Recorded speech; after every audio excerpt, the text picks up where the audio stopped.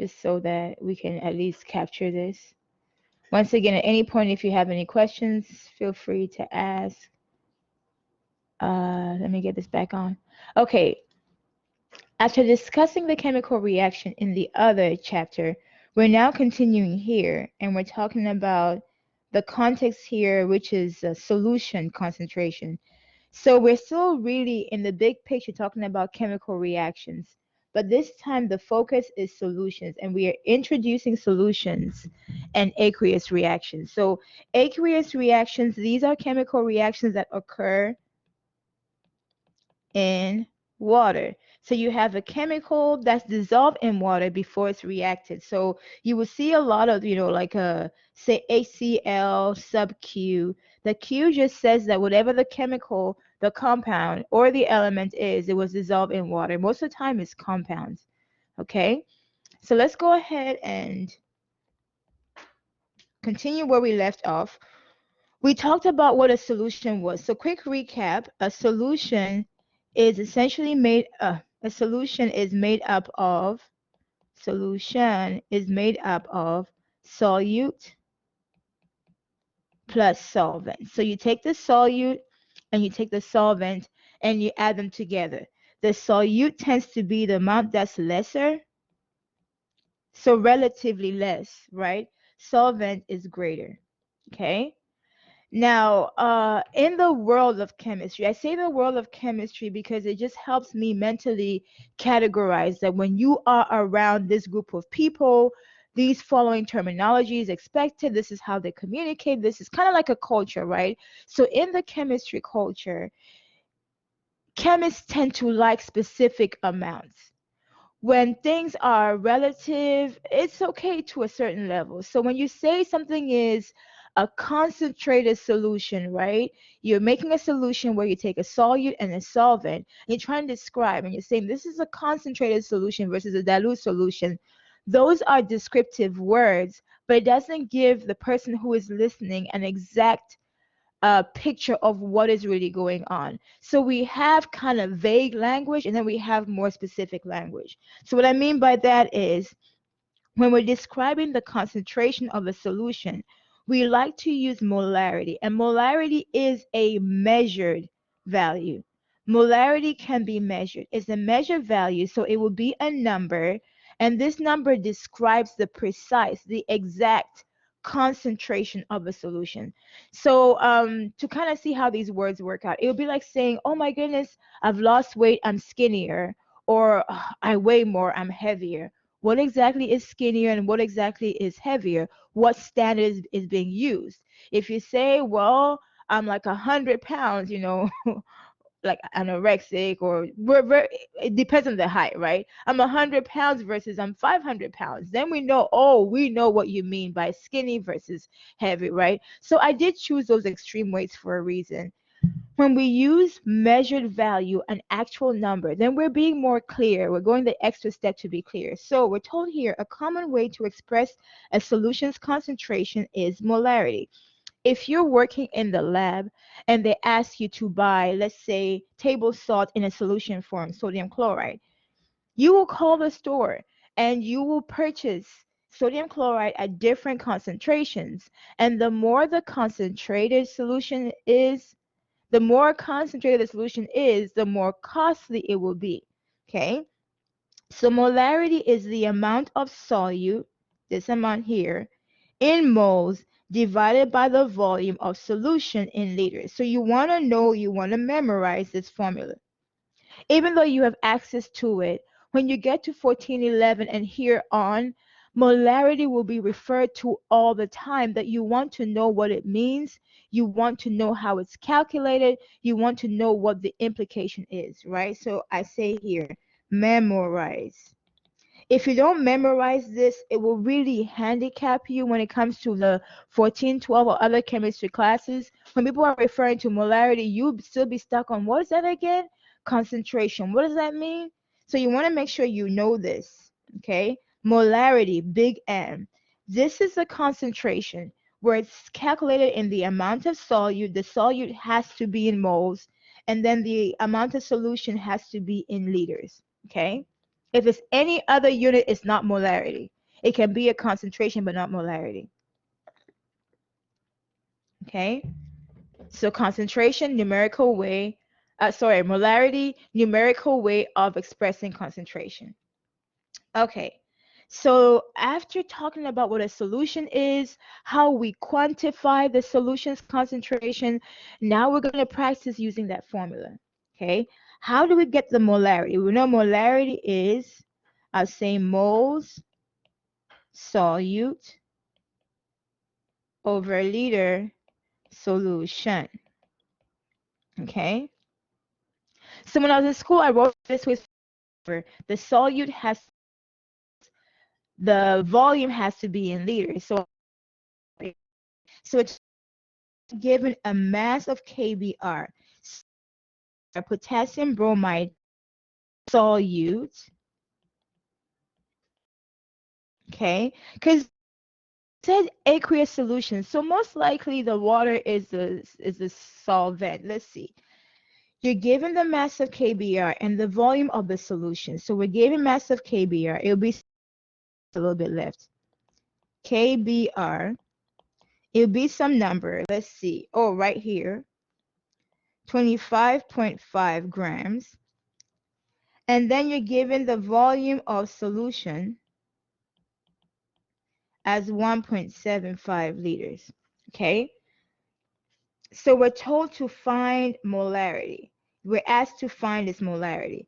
So from here, what is M? Okay. We know that the M is solved. You calculate for M by getting the moles of solute divided by liters of solution. Okay. Examining this formula right here, I prefer the yellow color. The liters of solution is already given to us, right? Volume of solution. We have that already. But what we need times 2. Okay. So let me go ahead and add a page here. And molarity is moles solute, the E optional, over liter. So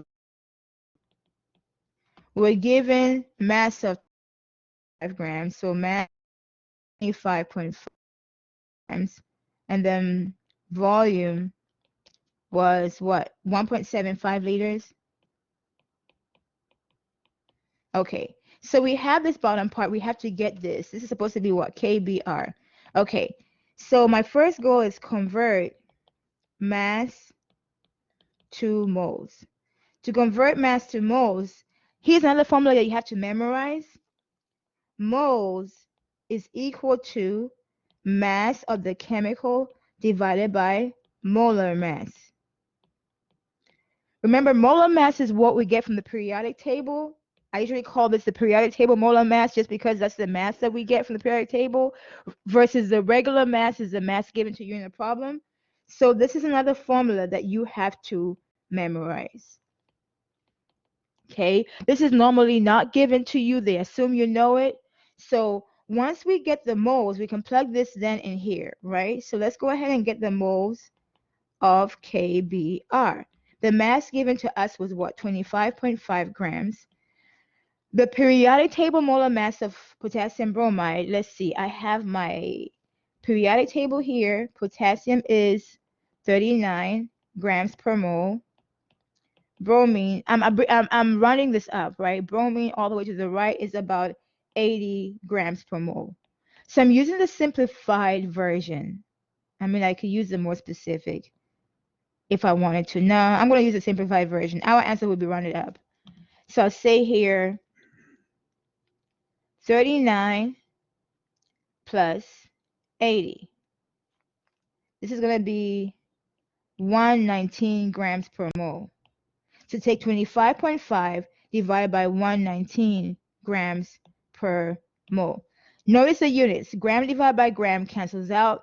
The moles on the bottom. So denominator with denominator becomes a numerator, right? So the answer ends up being mole on top. So we have 25.5 divided by 119. We get 0.214. Okay? Moles of KBr. So back to molarity. Molarity is 0.214 moles of KBr over, was it 1.75 liters? Take this, divide by 1.75 liters, and we end up with 0.122 big M. The units for molarity with the R is big M. Okay. So, yeah. Let's see what they do. Yeah, they do the same thing, and they end up with this 0.122 big M. Okay. Okay, so now that we have used the formula for molarity, now we're told that not only can we use the formula for molarity, we can ultimately use molarity in calculations. Wait, what does that mean? If we're using the formula, isn't that all there is? No. They're saying here we can use molarity in calculations. What they haven't added is in chemical reactions.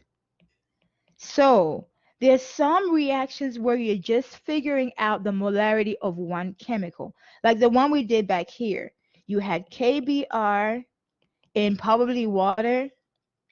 So when I say one chemical here, it's just the KBr is dissolved in water. So KBr is the solution that you're finding the molarity for, right? And this is probably in water. That's about it. So they really mentioned just the one chemical, which is the KBr. The water is implied, so it's not really a chemical. This is not a chemical reaction. When you're adding the KBr added to water, that's not a chemical reaction. All you're doing here, water, is dissolving it. Okay? But when they say a chemical reaction here, this is when you're taking, say, KBr and you're reacting it with, I'm trying to think about something else that KBr can react with, let's say HCl, something like that. You're reacting two chemicals, both dissolved in water already, and then we're trying to figure out molarity or something like that. So you can use the molarity formula that we just used right now in the context of what we call stoichiometry. And in stoichiometry, you are actually reacting two chemicals to form other chemicals. So we're going to see how molarity can be used that way. So we're told here, if you are going to use molarity in stoichiometry or one of those very complex situations, you want to take, for example, they gave you here 0.500 molar sodium chloride. You want to see that 0.500 big M as 0.500 and then replace the big M with moles over 1 liter of solution. So all you're doing here is practicing using molarity as a conversion factor, okay? So if a measurement like molarity is a unit over another unit, whenever it's convenient for you as the person doing the math, feel free. So even with moles, sometimes if we want to use moles as a conversion, we use moles as a mass over molar mass. In this case, we use molarity as a moles over liters, okay? So if a unit is equal to another unit over another unit, you can either use the left version or the right version, whichever is convenient. Remember, our ultimate goal in chemistry is to solve problems. And so we kind of adapt, we remain flexible to use the formulas as tools to help us accomplish the goals, okay? So bottom line, if we have molarity, big M, we can use the big M unit, or maybe that's not convenient, so we use moles over liters of solution when that's more convenient, okay? So in doing so here, they say, okay, let's practice this out. I'll add a page on here. They're asking you this, how many liters of 0.125 molar sodium hydroxide solution contains 0.255 moles of sodium hydroxide? Okay, so let me write down what is wanted first. Wanted is a volume in liters, right? They said how many liters? So I'm right here. Question mark. Of, we're given 0.125 big M of sodium hydroxide. Okay, so come back to that. And then we're given, where's the other one? 0.255 mol of sodium hydroxide. Okay, when you have these two numbers like this, remember we're practicing using molarity, big M in the fractional form. I'm going to convert this. So what I'm doing here is converting, it's not really converting, but replacing. That's a better term. Replacing big M with MOL over liter. Because remember, big M is the same thing as MOL over liter. So what I'm going to do is I'm going to rewrite this top number here, 0.125, with the units MOL on top over liter on the bottom. Since the liter doesn't have a number right now, I'll put 1 liter. Of course, this goes with the chemical sodium hydroxide.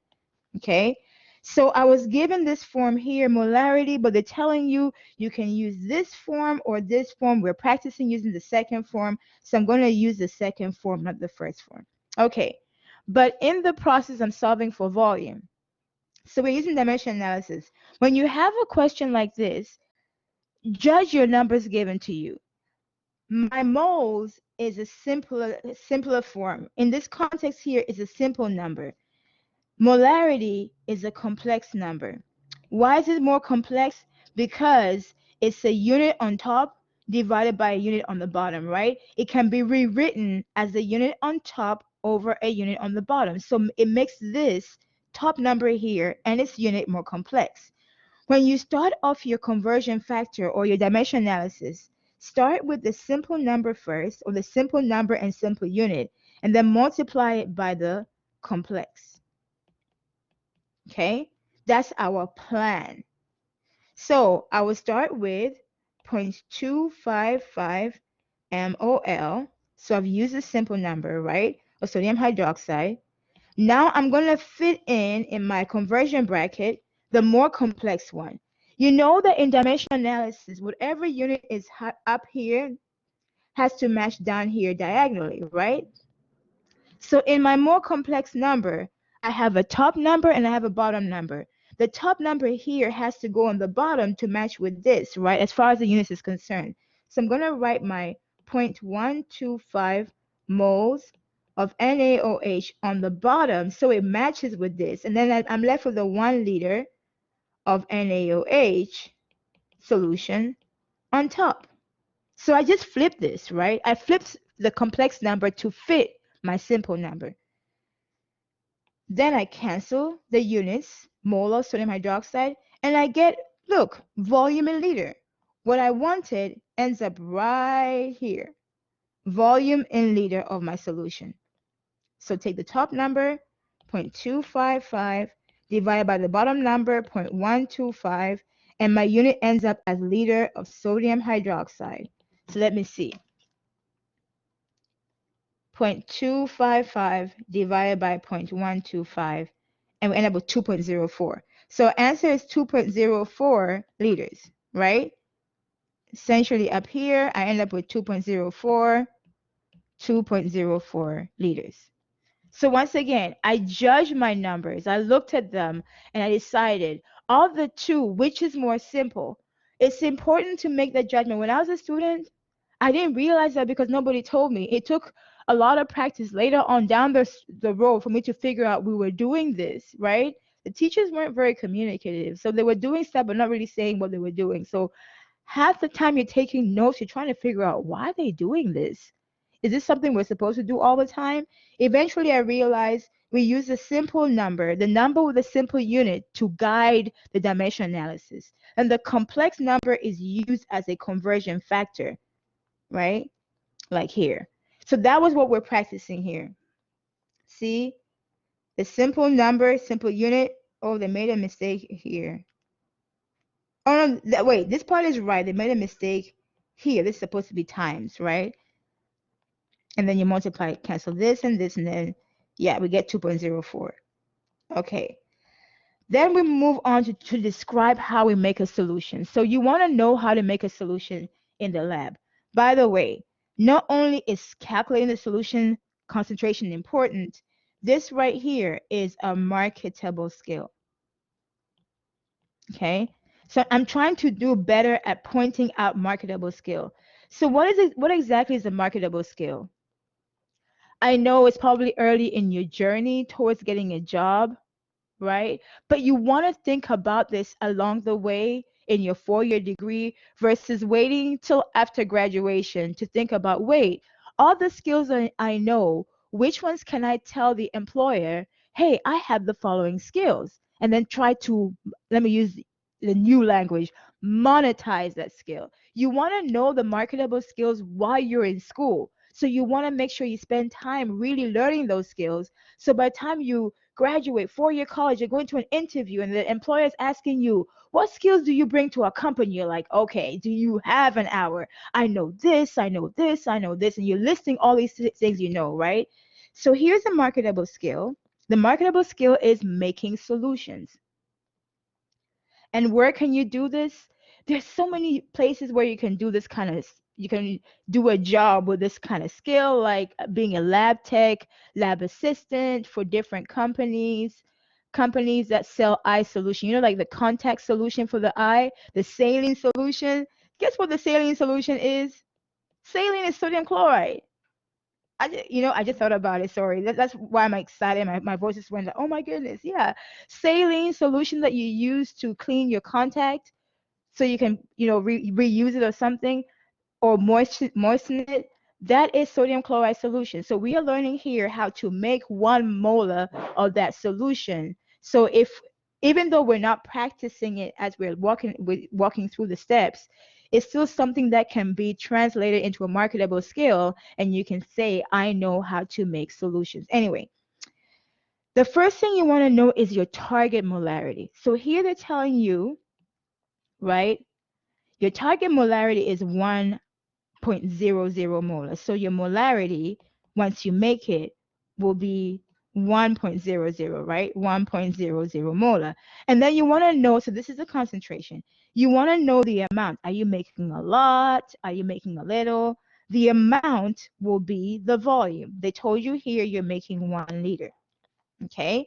So before we actually go through this picture, let me go ahead and talk about what we do. Sodium chloride. So our goal is to make 1 molar as far as the concentration is concerned, and as far as the amount is concerned, our goal is to make 1 liter. Okay, so molarity is equal to moles of solute, right, over liters of solution. That's our equation, right? What is our molarity? 1 mole. What is our volume? 1 liter. So by knowing the molarity and knowing the volume, we can know the amount of solute we need to get. Remember, moles is an amount. How much solute do you need to get? If you're making a meal or something, how much of each ingredient do you need? So moles is an amount. Okay, so to get the moles of solute, you take 1 molar times 1 liter, and we get 1 mole of solute. Okay, so what is our solute here? They did mention it, right? Oh, right here. Sodium chloride. Okay, so we need 1 mole of our solute, and our solute is sodium chloride. Okay, but let's see. If I have sodium chloride, say table salt at home, how do I know I have 1 mole? I don't have a device to measure out 1 mole, but what I may have, even in the lab, is a scale. So we need to know how much in weight, how many grams equal 1 mole. Remember the other calculation I asked you guys to memorize? To get the mole of the solute is the same thing as the mass of the solute in grams, the one that you weigh, over the molar mass. That's why it's so important to know these, because it also gives you what's it called, tricks on how to know how to measure quantities in the lab. If we want moles and we have mass, we can divide by the molar mass, right, from the periodic table to get the moles. Okay, so our goal is then to figure out what mass will produce 1 mole. 1 mole of the solute. Okay, so where were we? Oh, we said we only need 1 mole of the solute. So 1 mole of the solute is going to be how much? Oh, I need to find the molar mass of sodium chloride. So sodium chloride is sodium. I'm going to use the easier numbers. 23 grams per mole from the periodic table, right? And then chlorine is 35.45 grams per mole. I don't know why I didn't abbreviate that one, but oh well, we'll be fine. So sodium chloride is 23 plus 35.45. And so we end up with, for sodium chloride, we end up with 58.45 grams per mole. So now I have the number that goes down here, right? Let me go ahead and erase that space because I need that number. 58.45 grams per mole. Okay? So what is the mass of sodium chloride that has to be weighed for us to get 1 mole? Multiply this left number by the right on the number on the right on the bottom. So I take 1 mole NaCl times 58.45 grams per mole, right? Equal mass in grams. So moles cancel out, we get grams. So 58.45 grams of sodium chloride. Okay, now we're ready to begin the process. We know we have a scale. Any scale you have in the lab should be able to allow you to weigh 58.45. Well, yeah, the scale in the lab, you should be able to weigh this amount of sodium chloride to 2 decimal places. Okay, we have scales, so we can do this. Okay, now to the picture. So they have it as 58.44 grams. When we get sodium chloride, right, table salt, when we buy this, it usually comes in a solid physical state, solid. So what they have done here, since we know how much we have to weigh, step number 1, they went ahead and weighed 58.4. Well, mine came up to 4.5 because I abbreviated some of the numbers. This came out to 4.44. So 58.44 grams of sodium chloride. They went ahead and weighed that. That was their first step. When they weighed it, they then put it in this. This was like a graduated cylinder. So put in graduated cylinder. You don't have to put it in there. You need to put it in any container that you can actually carry and pour here. So since our goal was to make 1 liter of solution, they grabbed 1 liter volumetric flask. So this flask here, this is the flask. The solution will be made in this flask. You know what this flask reminds me of? A decanter. A decanter is one of those things I've seen on TV where people have their drinks in them. They kind of look like this, you know, like sophisticated drinks. Well, yeah, we don't drink anything in the lab. But anyway, the solution is made in the volumetric flask. So you have to grab the volumetric flask that fits the size of the solution you're making. So we're making 1 liter. So this has to be 1 liter. Okay, and it has a mark somewhere here. And then down here, it will say 1 liter or 1,000 milliliters, same thing. Okay, most of the time they'll say 1,000 milliliters. So it'll be down here, marked somewhere, 1,000 milliliter. So first they put in the sodium solid. So you can see it's going in here. The funnel is to make sure none of it spills out. Okay, everything goes in here. Anyway, and then after they add all the sodium chloride, this amount, it has to be that amount because that amount is, remember, 1 mole. Then they add water. When you're adding water, you see how the water is being added? It's being added to make sure if there was any solid stuck on the neck of the container, it's being rinsed out. And the water is being added here, making sure nothing is left. And all of it ends up in solution. So all the sodium chloride ends up in solution. Add water until the water reaches that 1 liter mark right here. And then this is covered sometimes by a stopper or your thumb, and it's shaken until you form a solution, and you can't see any salt crystals inside. And just by doing that, now we automatically have a 1 molar solution, and the volume is 1 liter. And that's it. So being able to do that in the lab is a marketable skill. Okay, the next part here is another marketable skill, which is making a concentration, but you are diluting. So remember, this first process is used when you start with solid solute. So your solute is a solid, right? This is kind of like making I've made lemonade before. Lemonade, they don't call it solution. Lemonade drink. See how out of touch I am. I am not ashamed, okay? Lemonade drink, the one that came from the can at Walmart, then you scoop, right? You scoop, instead of weighing it out, you scoop, it says 1 cup of this or whatever, then pour it and add water. And then somebody tells me, this is too dilute. I'm like, based on what criteria? Add more. I'm like, the directions said 1 scoop. I wanted more tart. Anyway, so yeah, you're making a solution based on a prescribed recipe, right?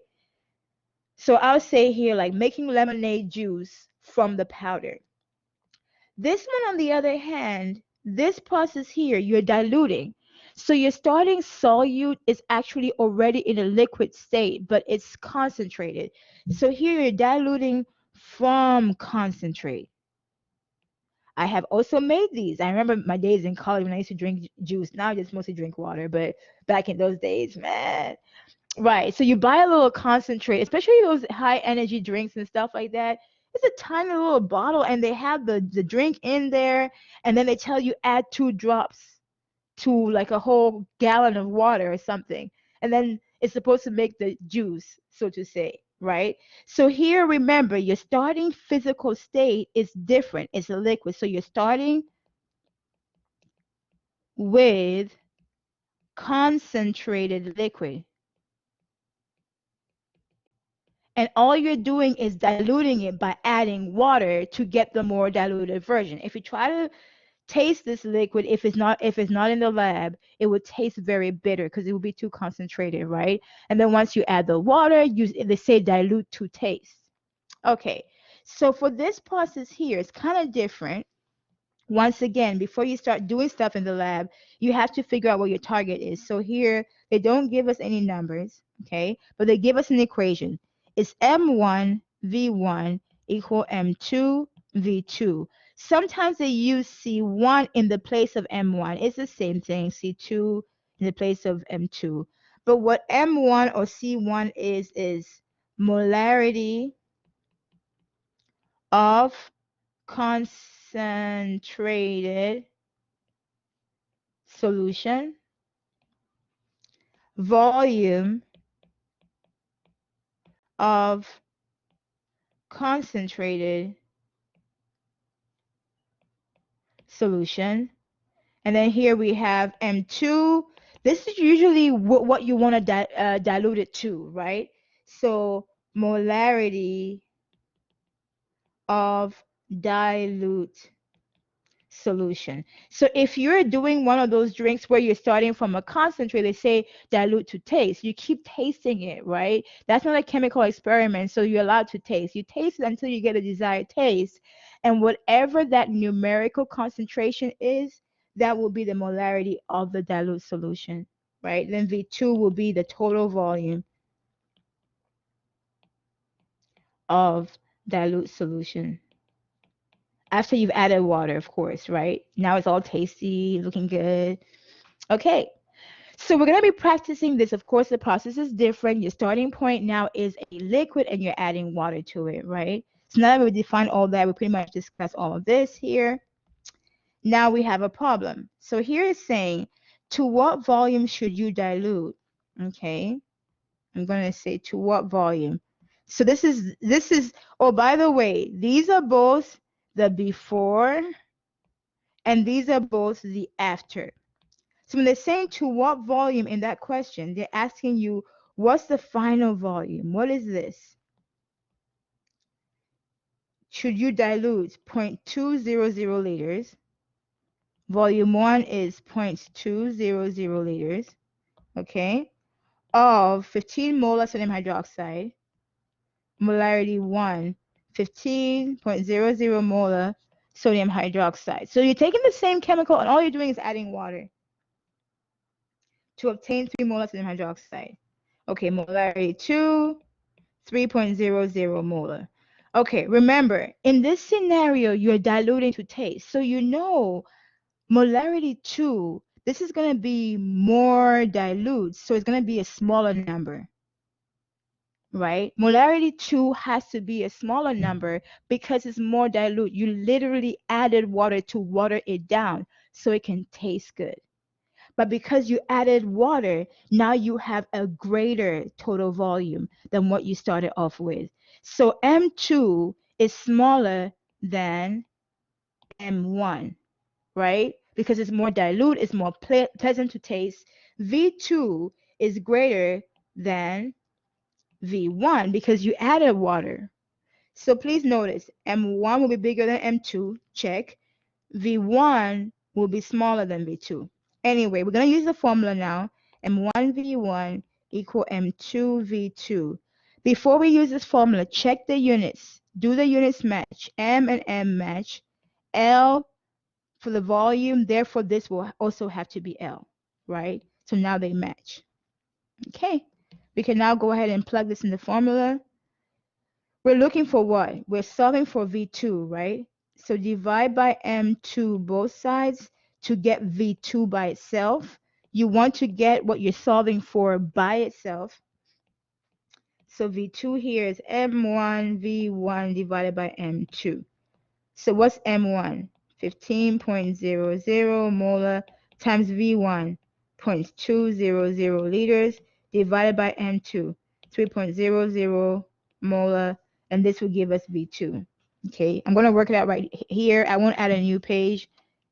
Okay, let's see. 15.00 times 0.2 divided by 3. What? 1 liter. So after all this work, when we dilute it, we'll end up with 1 liter, right? Which is way more than 0.2. So let's see how they work it out. They write what's given to them. They're going to find V2. They show you the equation they're going to be used. That's the relationship. They work it out and they end up with V2 being 5. Okay.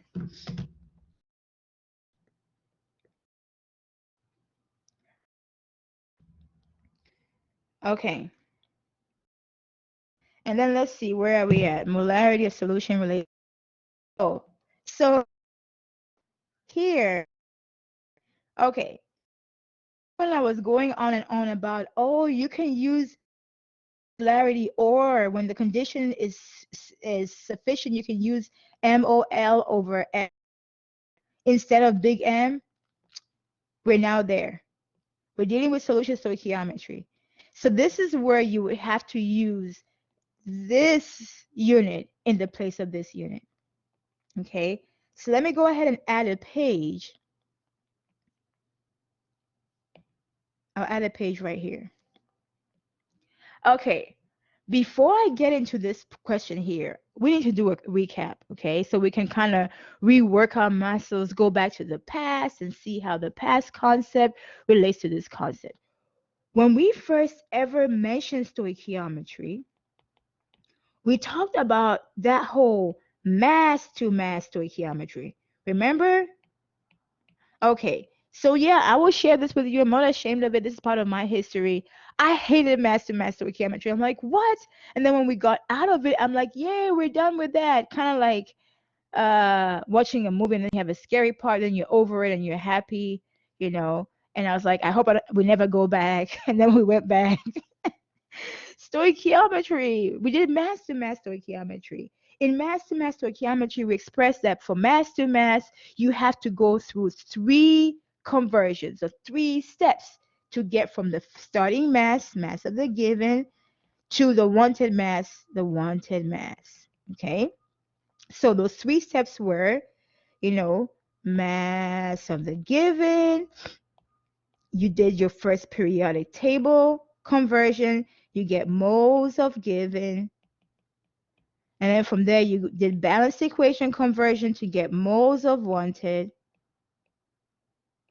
And then you did periodic table again to get mass of wanted. Correct? So it is like this. PT, BE, PT. You had to do these 3 conversions to take you from mass of given starting point, mass of wanted endpoint. Okay, that was a summary. Okay, so hopefully remember that. If you've forgotten, you've gotten a chance to see it over. Okay, now we're seeing the same term. Oops, we're seeing the same term stoichiometry here. So are we gonna do the same thing? No, because we're not. We're dealing with solution and molarity, right? We're dealing with solution and molarity. So in this case here, wait, why is it not working? Hold on a second, it's kind of frozen. Oh no, hold on a second. Give me just a moment. I hope my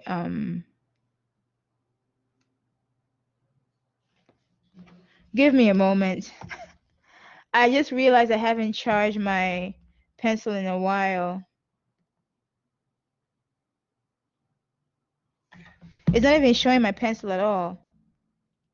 Hold on.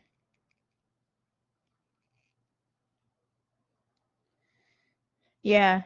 Give me a moment. Something has happened to where it's not showing my pencil. I have to figure out what's going on.